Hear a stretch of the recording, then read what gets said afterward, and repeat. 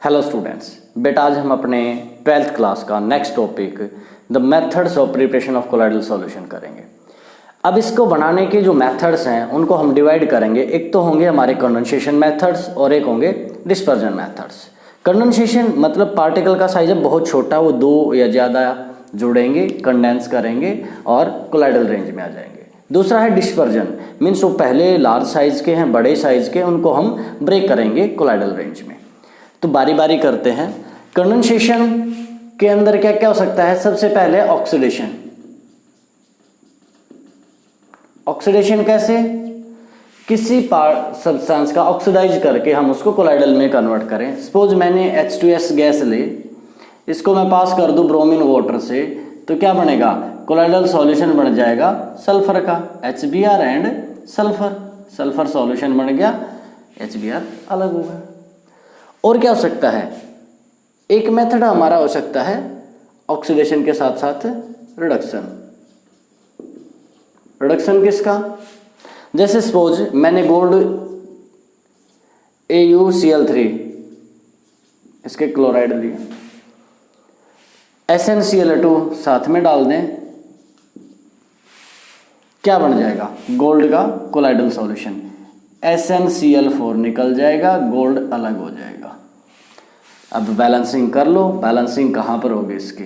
ये 3, ये 4, यहाँ पर क्या आ जाएगा? 3, 3 4 जा 12, 6 और 6 12, तो यहाँ पर क्या आ जाएगा? 2। बैलेंसिंग तुम अपने आप भी कर लेना, मैं डायरेक्ट बता देता हूँ क्या क्या आएंगे प्रोडक्ट।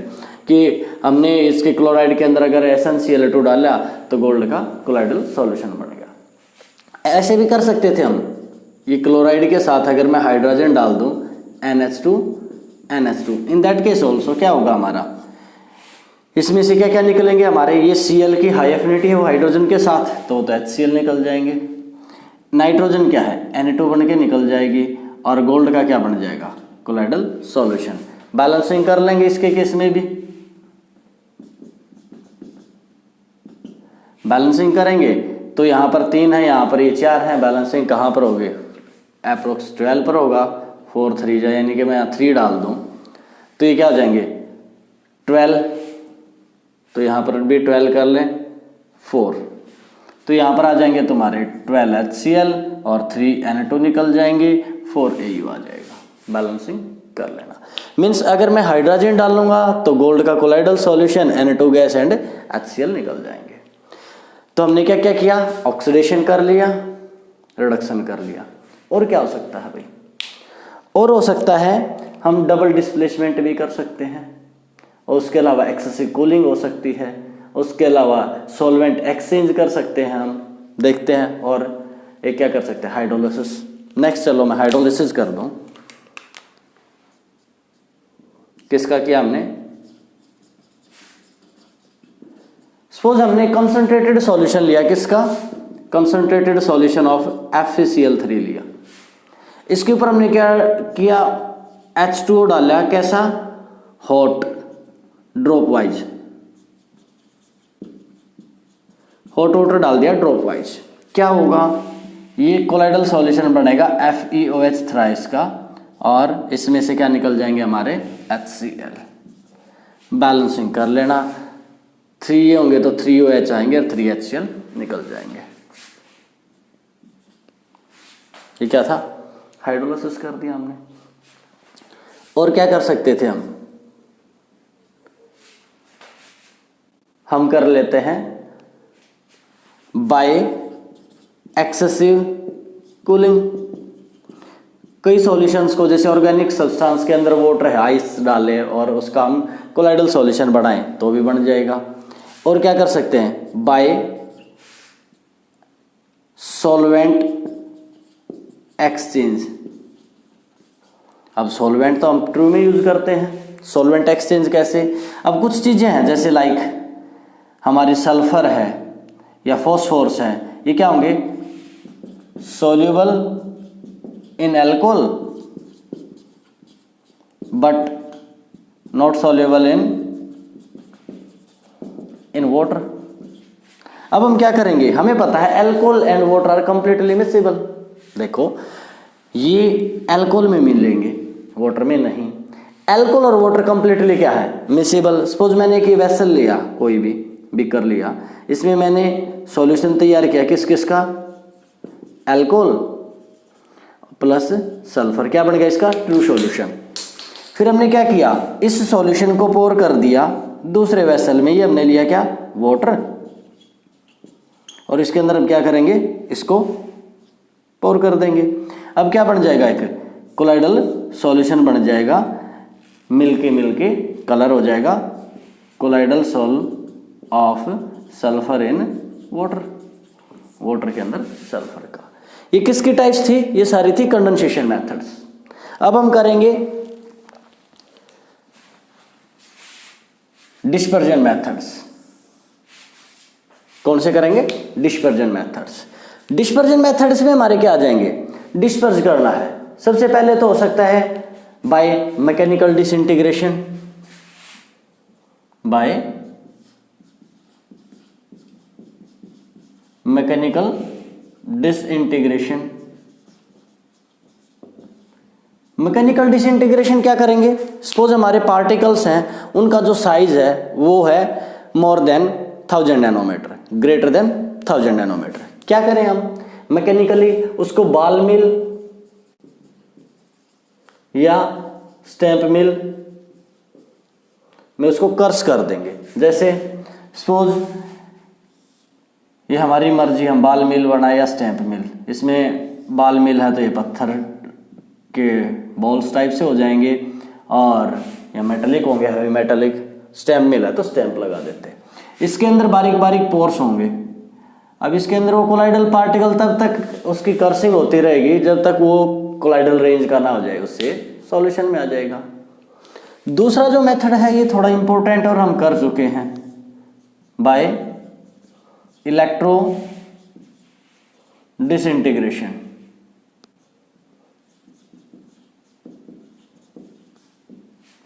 इलेक्ट्रो डिसइंटीग्रेशन, इसका मतलब क्या हुआ, इलेक्ट्रो डिसइंटीग्रेशन। हम डिसइंटीग्रेट तो करेंगे, तोड़ेंगे, लेकिन इलेक्ट्रिक करंट को यूज करके। जो हमने बनाया था, याद हो तो, हमने यहाँ पर लिया था एक दो इलेक्ट्रोड्स, यहाँ मेटल, यहाँ आइस कोल्ड वाटर, बाहर क्या डाल दी थी, आइस। ये डाल ली थी हमने आइस, ये आइस कोल्ड वाटर, यहां पर हमने दो इलेक्ट्रोड्स लगाई थी। ये जैसे आयन में कन्वर्ट हुआ था, फ्रीज होके क्या बन गया था, कोलाइडल सॉल्यूशन। तो इसमें दो मेथड क्या क्या है, पहले तो हमारे बाय उसको हमने किया मैकेनिकल डिसइंटीग्रेट किया बॉल या स्टेम मिल में, या इलेक्ट्रो डिसइंटीग्रेशन। इसका जो थर्ड है वो इंपॉर्टेंट है एग्जाम के पॉइंट ऑफ व्यू से। थर्ड आता है पेप्टाइजेशन। पेप्टाइजेशन कैसे होगा, क्या होगा, पेप्टाइजेशन में हम क्या करेंगे, in peptization freshly prepared precipitates are converted into colloidal solution by adding an stable electrolyte in it. Means हम फ्रेशली प्रीपेयर्ड प्रेसिपिटेट लेंगे, उसमें स्टेबल इलेक्ट्रोलाइट डालेंगे। कोई स्टेबल इलेक्ट्रोलाइट का मतलब क्या है, जो उसको वापस कोलाइडल सॉल्यूशन में कन्वर्ट कर सके, वो क्या होगा, स्टेबल इलेक्ट्रोलाइट, जिससे क्या बन जाएगा, colloidal solution. The method of, in this method या the method of converting a freshly prepared precipitate into colloidal solution by adding stable electrolyte in it। उसके अंदर स्टेबल इलेक्ट्रोलाइट डालेंगे और कोलाइडल सॉल्यूशन बनाएंगे। कॉज क्या है पेप्टाइजेशन का, इसमें किस वजह से वो कन्वर्ट हुआ, तो कॉज होता है जो हम स्टेबल इलेक्ट्रोलाइट डालेंगे वो उसके ऊपर एडजॉर्ब हो जाएंगे, आयन उसके एडजॉर्ब होंगे। जैसे सपोज मैंने लिया फ्रेशली प्रीपेयर्ड FeOH थ्राइस, इसमें क्या डाल देंगे हम, FeCl3 डाल देंगे। अब ये क्या करेगा, ये इसमें कन्वर्ट करेगा इसको FeOH थ्राइस जो था डॉट Fe3 पॉजिटिव, जैसे ये मान लिया FeOH थ्राइस प्रेसिपिटेट बन गए, वो क्या करेगा जब हमने FeCl3 डाल दिया, ये कन्वर्ट कर देगा जो FeOH थ्राइस है इसके ऊपर क्या आ जाएंगे ऐसे पॉजिटिव चार्ज, दूसरे FeOH थ्राइस पर भी क्या आ जाएंगे ऐसे पॉजिटिव चार्ज, और सेम चार्ज क्या करेगा एक दूसरे को रिपेल करेगा, ये प्रेसिपिटेट की फॉर्म में नहीं रहेगा, वो टूट जाएगा। फिर से देखते हैं पेप्टाइजेशन क्या होगा। मेथड है जिसमें हम क्या करेंगे, फ्रेशली प्रिपेयर्ड प्रेसिपिटेट को कन्वर्ट करेंगे कोलाइडल सॉल्यूशन में। कैसे करेंगे, हम कोई सुटेबल इलेक्ट्रोलाइट डाल लेंगे इसमें, जिसकी वजह से क्या होगा, ये वो जो इलेक्ट्रोलाइट डाला उसमें से कोई आयन इसके ऊपर एडजॉर्ब हो जाएगा और फिर दूसरे पर भी एडजॉर्ब होगा, उनके ऊपर सेम चार्ज आएगा जो एक दूसरे को रिपेल करेगा, जिसकी वजह से वो कोलाइडल रेंज में आ जाता है।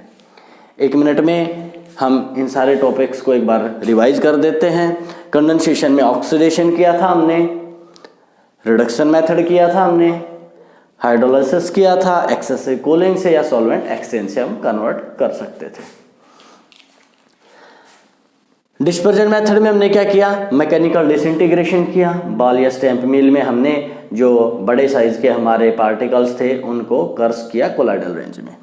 इलेक्ट्रो डिसइंटीग्रेशन कल भी किया था हमने हाइड्रोफिलिक और फोबिक में, कि हमने कोई मेटल लिए, इलेक्ट्रोड्स के बीच में आइस कोल्ड वाटर लिया और बाहर आइस डाल दी, वो जैसे आयन में कन्वर्ट हुए हमने उसको फ्रीज किया, ट्रैप किया और वो कोलाइडल रेंज में ले आए। इसमें हम कोई ना कोई स्टेबल ऐसा एलिमेंट, ऐसा सब्सटेंस भी डाल लेंगे जो स्टेबलाइजिंग एजेंट का काम करता है।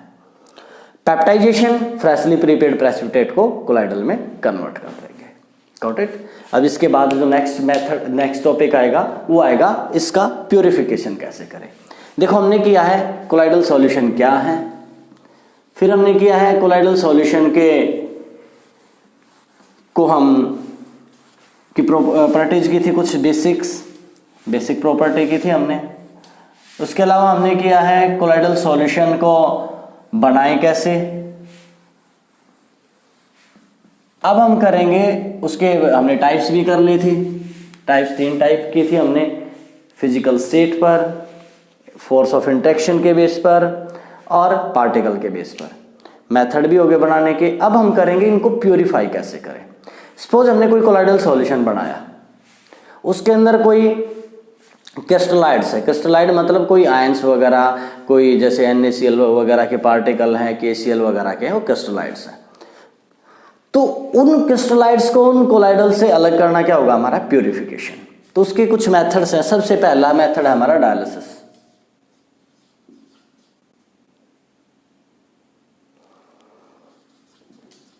डायलिसिस कोई नया नेम नहीं है, आप लोगों ने पहले भी सुना होगा। डायलिसिस कहाँ सुना होगा, अगर सुना है तो, जैसे जिसकी किडनियां वगैरह फेल हो जाए तो डायलिसिस बोल पर लेके जाते हैं हम उसको।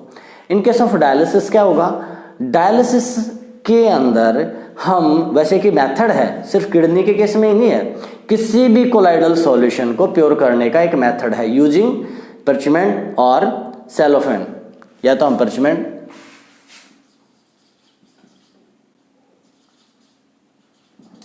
या सेलोफेन यूज करेंगे। क्या होगा, सेलोफेन या पर्चमेंट में से जो क्रिस्टलाइड्स हैं, जो आयंस हैं, इलेक्ट्रोलाइट यू में से जो भी कहना है, वो तो निकल जाएंगे, लेकिन कोलाइडल पार्टिकल इसके अंदर से पास नहीं करेंगे। जैसे सपोज मैंने एक वेसल लिया, इसके अंदर मैंने एक बैग में फिल कर दिया इसको,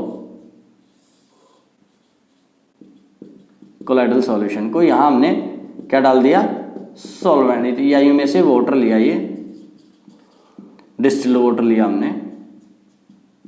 यहां पर हमने क्या लिया, कोलाइडल सॉल्यूशन लिया। ये क्या है, इनमें से कोई एक चीज है। तो क्या होगा, इसमें से जो इम्प्योरिटीज थी वो तो किस में आ जाएंगी, वाटर में। कौन सी इम्प्योरिटी, जो इलेक्ट्रोलाइटिक आयंस जो थे, जिसे हम क्या भी बोल सकते हैं, क्रिस्टलाइड्स। अंदर क्या बचेगा हमारा, प्योर तो होता ही नहीं, सॉल्यूशन हो गया, तो अंदर बच जाएगा हमारा colloidal solution free from those impurities. अब एक बात और है, यहाँ पर हमें क्या करना पड़ेगा, डिस्टिल्ड वाटर बार बार चेंज करना होगा। क्यों? क्योंकि नहीं तो यहाँ कंसंट्रेशन ज़्यादा हो जाएगी तो वापस इसमें डिफ्यूजन हो सकता है, इस वजह से हम डिस्टिल्ड वाटर इसमें चेंज करते रहेंगे। स्लो होगा ये प्रोसेस काफ़ी। अगर हमें इसको काफ़ी फास्ट करना है, अगर हम चाहिए फास्ट हो जाए, तो हम इलेक्ट्रोडायलिसिस कर देंगे। इलेक्ट्रोडायलिसिस में क्या करेंगे हम, जो डायलिसिस प्रोसेस था इसको हम कर देंगे under the influence of electric current. The process of dialysis under the influence of electric current. ये 2 इलेक्ट्रोड्स और लगा दिए मैंने, तो अब क्या हो जाएगा, ये काफ़ी फास्ट हो जाएगा। क्यों? क्योंकि वो जो आयनिक जो इम्प्योरिटीज थी, जो आयन की वजह से थी, अगर वो पॉजिटिव चार्ज जो आयन है वो किधर निकल जाएंगे, नेगेटिव टर्मिनल की तरफ, नेगेटिव पॉजिटिव की तरफ। ये काफ़ी इजीली और जल्दी होगा। तो डायलिसिस पता चल गया किसके लिए यूज करते हैं हम, प्योरिफिकेशन में। दूसरा जो मेथड है वो हम ले सकते हैं ultra filtration. Ultra filtration name में आएगा अल्ट्रा। अल्ट्रा फिल्ट्रेशन में हम क्या करते हैं, जो सिंपल फिल्टर पेपर है उसके जो पोर्स हैं उनका साइज कोलाइडल पार्टिकल के साइज से बड़ा है, तो इसके अंदर से पास हो जाएंगे। लेकिन अगर हम इसके पोर्स के साइज को कोलाइडल पार्टिकल के साइज की रेंज से कम कर दें, नहीं निकलेंगे।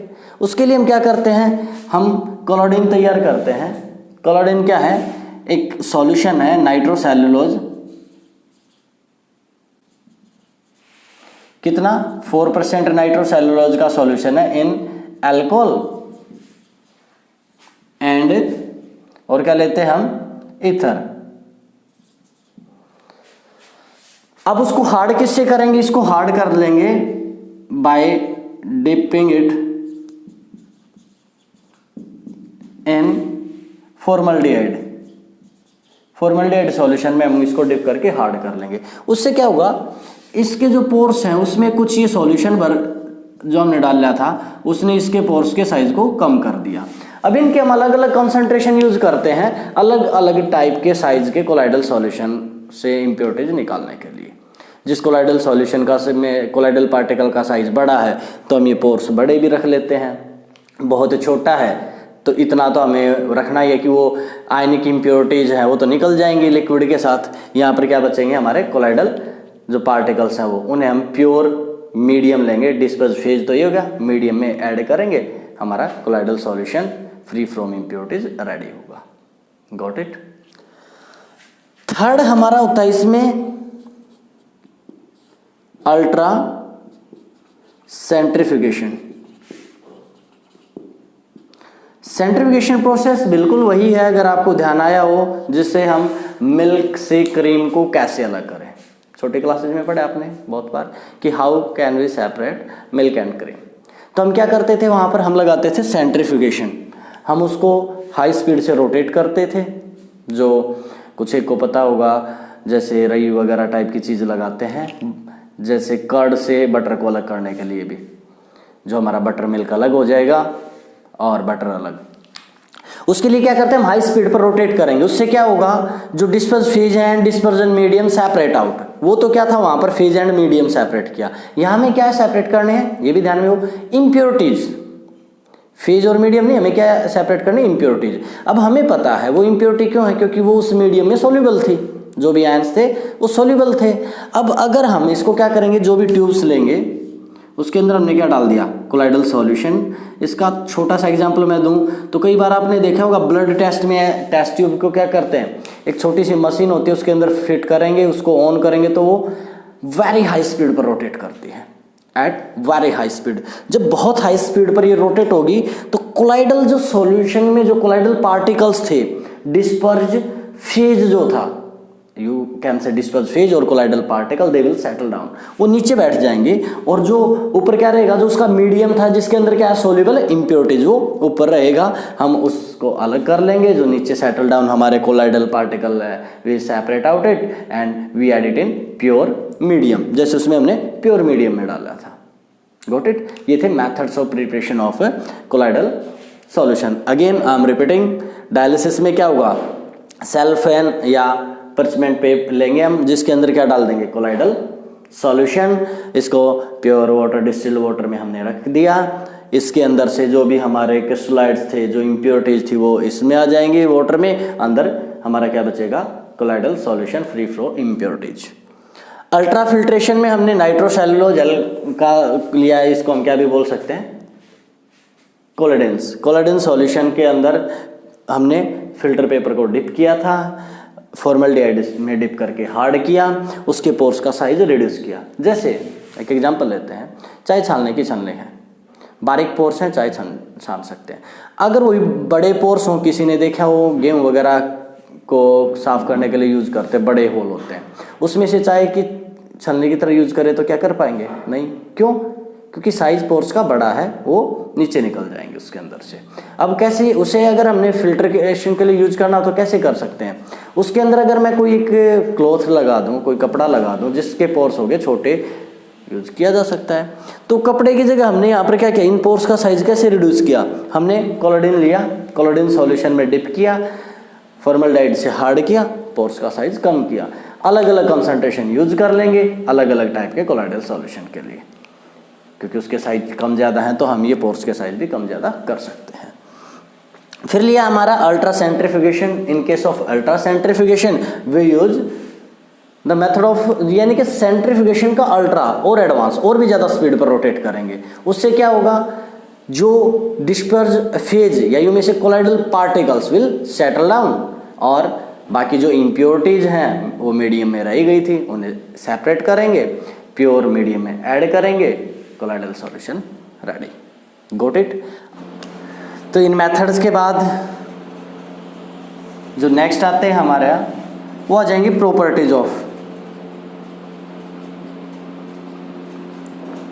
Colloidal solve. अगर मैं प्रॉपर्टीज करूं कोलाइडल सॉल्व की, तो सबसे पहले तो आएंगे हमारी फिजिकल प्रॉपर्टीज जो हम कर भी चुके हैं, फिजिकल प्रॉपर्टीज, जिसमें हम क्या करते हैं फिजिकल प्रॉपर्टीज में, एक तो हमने किया हेट्रोजीनियस नेचर। ऑल्दो जो प्रॉपर्टीज हैं अगर हम नेक्ड आई से देखें तो ट्रू सॉल्यूशन की तरह एक्ट करेगा कोलाइडल सॉल्यूशन, बट अगर हम कंपाउंड माइक्रोस्कोप से इसको अगर देखेंगे तो हमें इसके हेट्रोजीनियस नेचर पता चलेगी। दूसरा, ये क्या करता है, टेंडल इफेक्ट शो करता है, जो आगे ऑप्टिकल प्रॉपर्टी में हम पढ़ेंगे, वो भी किसको शो करेगी, इसके हेट्रोजीनियस नेचर को, क्योंकि ट्रू सॉल्यूशन नहीं करता। उसके अलावा हम क्या करते हैं, फिल्ट्रेबिलिटी अभी हमने किया था, अल्ट्रा फिल्टर पेपर से तो हम इसे फिल्टर कर सकते हैं, सिंपल फिल्टर पेपर से पास हो जाएगा, कैन नॉट सेपरेट आउट। उसके अलावा हम क्या कर सकते हैं, स्टेबिलिटी, मेन में अगर मैं बात करूं, साइज वाइज वैसे हमने स्टार्टिंग में किए थे, ये do not settle down if we put it undisturbed रख दें तो ये नीचे नहीं बैठते हैं। उसके बाद अगर मैं प्रॉपर्टीज में दूसरी बात करूं, इसकी मैकेनिकल प्रॉपर्टीज की बात करें तो वो क्या होगी, मैकेनिकल प्रॉपर्टी में हमारी आ जाती है ब्राउन एंड मोमेंट। उससे पहले कोलिगेटिव का भी जिक्र कर लें थोड़ा सा। ट्रू सॉल्यूशन में हमने पढ़ा था कोलिगेटिव प्रॉपर्टी, कौन सी थी, जो नंबर ऑफ पार्टिकल पर डिपेंड करे, नेचर पर ना करें। लेकिन अगर हम कोलाइडल सॉल्यूशन की बात करें तो 4 कोलिगेटिव प्रॉपर्टी हमने पढ़ी थी, elevation in boiling point, depression in freezing point, और क्या की थी, relative lowering of vapour pressure and osmotic pressure. तो जो पहले 3 मैंने बोली, relative lowering, elevation in boiling, depression in freezing, इनका साइज ट्रू सॉल्यूशन के कंपैरेटिवली काफ़ी बड़ा होने की वजह से ये नेग्लिजिबल शो करता है। लेकिन जो 4th प्रॉपर्टी है, कौन सी, ऑस्मोटिक प्रेशर, वो ये शो करते हैं, ट्रू से कम बट ये शो करते हैं ऑस्मोटिक प्रेशर वाले को, और बाकी ऑस्मोटिक जो हमने वहाँ किया था वही है और कुछ अलग नहीं है। तो मैंने कहा था मैकेनिकल प्रॉपर्टी में हम करेंगे brown in moment, brown in moment, brown in moment. Brown in moment क्या था, रॉबर्ट ब्राउन ने इसको डिस्कवर किया था, इसलिए उसी के नेम पर देते हैं। हम अगर इसको माइक्रोस्कोप से जब देखें तो जो पार्टिकल का मोशन आएगा कोलाइडल पार्टिकल का सॉल्यूशन में, वो जिगजैग आएगा।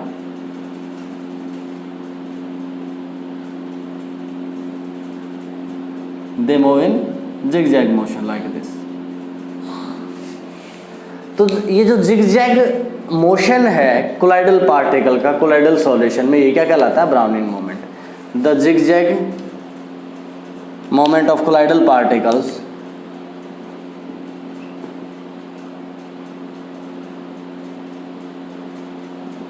of colloidal particles in colloidal solution is known as Brownian moment। उसको हमने क्या नेम दे दिया? Brownian moment. कोलाइडल पार्टिकल्स के जिगजैग मोशन को ब्राउनियन मोमेंट। अब कॉज क्या है, किस वजह से आया? अब इसमें एक तो देखो कंटिन्यू बम्बार्डमेंट होगी किसकी? डिस्पर्जन मीडियम की, डिस्पर्ज फेज के पार्टिकल्स पर, मीन्स कोलाइडल पार्टिकल के साथ जो डिस्पर्जन मीडियम है उसके पार्टिकल टकराते रहेंगे, जिसकी वजह से इनके अंदर जिगजैग मोशन आता है। लेकिन जैसे जैसे साइज बढ़ेगा तो ये मोमेंट कम हो जाती है। एक और रीजन भी लेते हैं, अक्सर एक लेते हैं कि जो कोलाइडल पार्टिकल्स हैं ज़्यादातर क्या होंगे? वो चार्ज कैरिंग पार्टिकल्स होंगे, उन पर क्या होगा? Same charge. And as we know same charge repel each other, जिससे क्या होगा? वो एक दूसरे को जैसे वो पास आएगा दूसरा रिपेल कर देगा, दूसरे के पास आएगा वो रिपेल करेगा। अब ये काम कहाँ आएगा? इसकी वजह से ये ग्रेविटी के फोर्स को नेग्लेक्ट कर पाता है। Due to this it neglect gravitational या फोर्स ऑफ ग्रेविटी, जिसकी वजह से डू नॉट सेटल डाउन, ये नीचे नहीं बैठते हैं। ये इसकी स्टेबिलिटी में है इसका मेन रोल। वैसे ये कहाँ पर भी यूज किया जाता है? एवोगैड्रो नंबर को कैलकुलेट करने में भी हम इसको यूज़ कर लेते हैं। एक सेडिमेशन तुमने पढ़ा होगा, अगर हम पार्टिकल्स को अंडरस्टोर रखें और नीचे बैठ जाना तो ग्रेविटी की वजह से अगर कुछ लार्ज साइज के कोलाइडल पार्टिकल हैं तो कुछ उनमें से धीरे धीरे काफ़ी लंबे टाइम के बाद धीरे धीरे सेटल होते रहते हैं। जैसे रूम में डस्ट है, हमें दिखाई नहीं दे रही, यहाँ पर क्यों है? वैसे कोलाइडल पार्टिकल के फॉर्म में। लेकिन अगर हम रूम को बंद कर दें, एक दो दिन बाद देखें तो हम देखेंगे टेबल्स वगैरह या और कहीं अगर ये पूरी तरह बंद है तो भी हल्की हल्की डस्ट की लेयर मिलेगी। वो यही थे जो सेटल डाउन हुए थे। इसके बाद जो नेक्स्ट प्रॉपर्टी आती है वो आती है इसकी ऑप्टिकल प्रॉपर्टीज। ऑप्टिकल में क्या आ जाएगी? ऑप्टिकल प्रॉपर्टीज में हमारी आ जाती है टाइंडल इफेक्ट।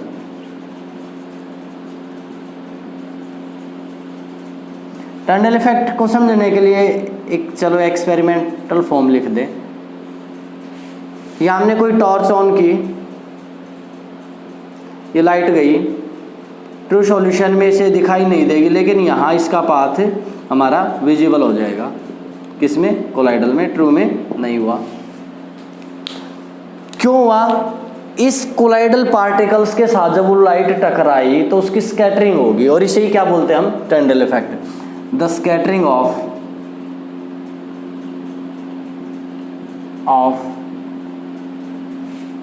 द लाइट का of a beam of light,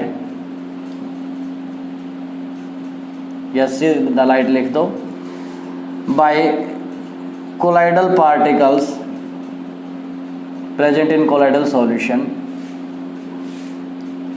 due to which